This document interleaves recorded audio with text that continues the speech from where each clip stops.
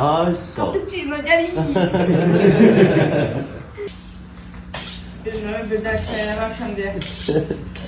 Evliyor. Arsenal futbolcusundan pay var. Adı neydi onun?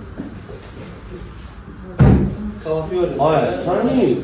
O boyda adam paylaşır. Değilsen yadımdan. Hiç adı var. Biz Kayfiori nerede o? Kanafiori. Ben görəndə çox sevindim.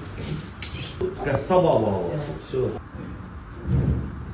Aa, kimi təsəvvür baxın. Ay sağ ol. Cappuccino, gel iyi.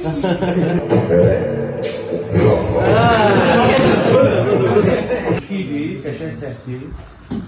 Oduğun mahnının ətə baxa-baxa. Ona qarşı şeyin olsun, sevgin olsun. Yaxşı. Ya, bir tane. Bir dənə də axırıncı var. Hazır. 3, 2, 1.